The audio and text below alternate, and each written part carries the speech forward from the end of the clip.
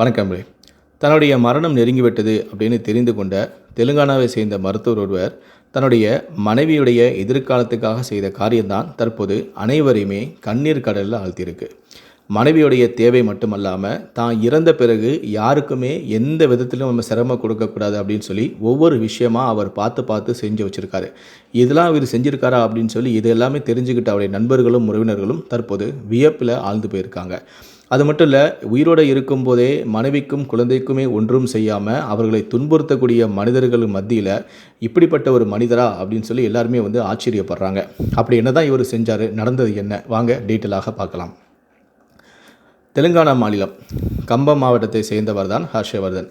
இவர் படிப்பில் எப்போவுமே முதலிடம் தான். கல்லூரியாக இருக்கட்டும், ஸ்கூலாக இருக்கட்டும், எங்கே இவர் எந்த வகுப்பாக இருந்தாலும் சரி அதில் இவர் தான் முதலிடத்தை பிடிப்பார். அப்படியே நல்லா படித்த இவர் ஒரு வழியாக எம்பிபிஎஸ் படித்து முடித்து மருத்துவரும் ஆகிட்டார். இவருக்கு ஆஸ்திரேலியா வேலையை கிடச்சிருச்சு. இப்போ இவருக்கு 34 வயசு இருக்கும்போது ஆஸ்திரேலியா இவர் மருத்துவராக வேலை பார்த்துட்டு இருக்கும்போதே இவருடைய உறவுக்கார பெண்ணான ஹேமா அப்படிங்கிற நபருடன் இவங்களுக்கு திருமணம் நடந்துச்சு. கடந்த 2020ஆம் ஆண்டு இவங்களுக்கு திருமணம் நடந்துச்சு. திருமணம் முடிந்த 9 நாளில், அதாவது பிப்ரவரி 20ஆம் தேதி திருமணம் நடந்துச்சு. திருமணம் நடந்த 9 நாட்கள்லேயே ஹர்ஷவர்தன் மீண்டும் வேலைக்காக ஆஸ்திரேலியா போகக்கூடிய சூழ்நிலையும் ஏற்பட்டுச்சு. அதனால் தன்னுடைய மனைவியை இந்த தெலுங்கானாலே விட்டுட்டு அவர் மட்டும் தனியாக ஆஸ்திரேலியா போயிருக்காரு. அதுக்கப்புறம் அங்கு சென்ற பிறகு எப்படியாவது தன்னுடைய மனைவியும் ஆஸ்திரேலியாவுக்கு அனுப்பிடணும் அப்படின்னு சொல்லி மனைவிக்காக தீவிரமான முயற்சியிலும் ஈடுபட்டு இருந்திருக்காரு. மனைவியோட விசாவுக்காக அவர் ரொம்ப காத்துக்கிட்டே இருந்திருக்காரு. ஆனால் அதே ஆண்டு, அதாவது பிப்ரவரி மாதம் அவருக்கு திருமணம் நடந்திருக்கு. அதே ஆண்டு அக்டோபர் மாதம் அவருக்கு ஒரு அதிர்ச்சியான சம்பவம் நடந்திருக்கு. அதாவது புது மாப்பிள்ளையாக மனைவி இல்லாமல் ஆஸ்திரேலியாவுக்கு சென்ற ஹர்ஷவர்தனுக்கு மனைவியை எப்படியாவது நம்ம சீக்கிரமாகவே இங்கே அழைச்சிட்டு வரணும் அப்படிங்கிறது தான் மனதில் எண்ணம் ஓடிக்கிட்டே இருந்துச்சு. ஆனால் விதி அவருக்கு கொடுத்ததோ அவருடைய வாழ்க்கையில் ஒரு குரூரமான முடிவு தான். அவரது வாழ்க்கையில் ஒரு பயங்கரமான புயல் அன்று வீசியது. அதாவது அவர் எப்போவுமே உடற்பயிற்சி செய்கிறது வழக்கம். அன்றைக்கி அப்படி தான் வழக்கம் போல் அவர் ஜிம்முக்கு போயிட்டு உடற்பயிற்சி செஞ்சுட்டு இருந்திருக்காரு.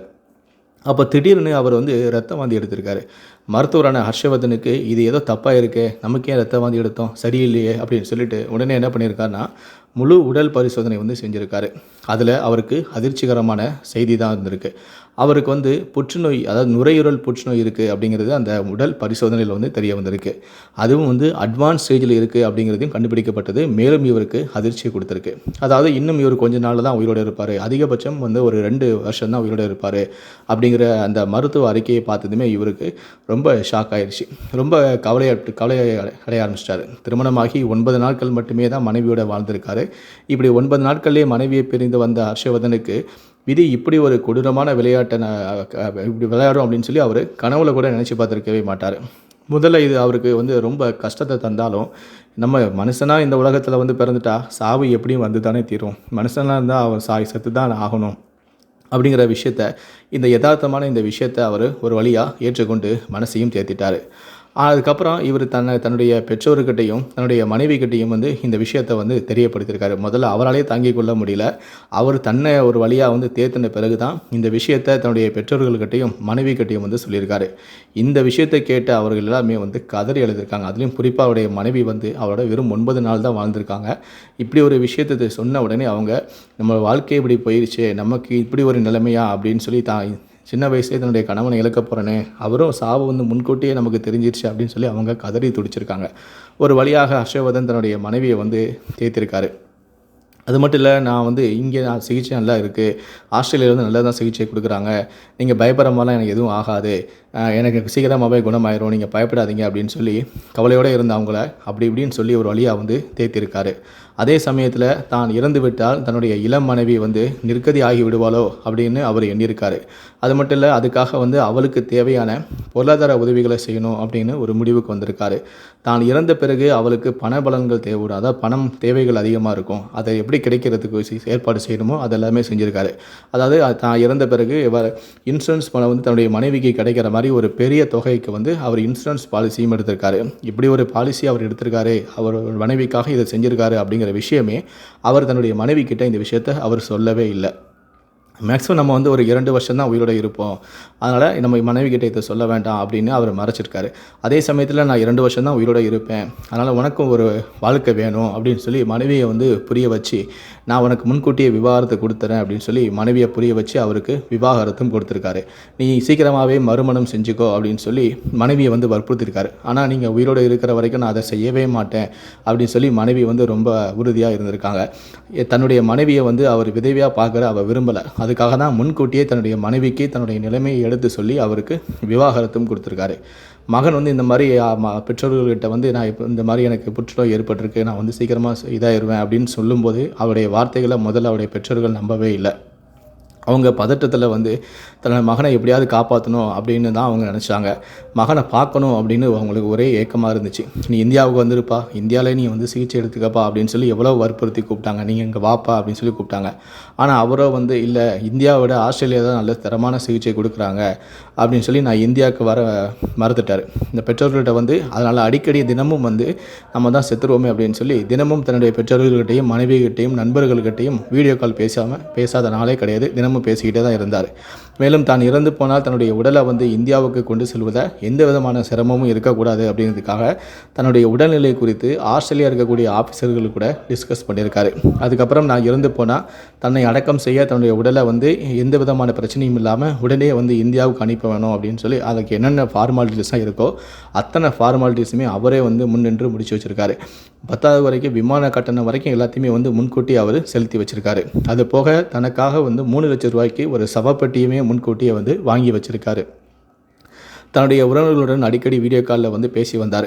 கடந்த அக்டோபர் மாதம் 2020ஆம் வருடம் சொந்த ஊருக்கு வந்து ஒரு 15 நாட்கள் தன்னுடைய பெற்றோருடனும் உறவினர்களுடன் வந்து தங்கியிருந்துட்டு மறுபடியும் ஆஸ்திரேலியா போயிருக்காரு.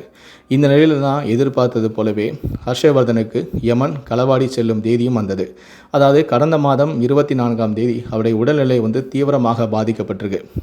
இன்னைக்கு இரவே நம்மளுடைய உயிர் பிரிந்து விடும் அப்படிங்கிறது ஹர்ஷவர்தனுக்கு புரிஞ்சிருக்கு.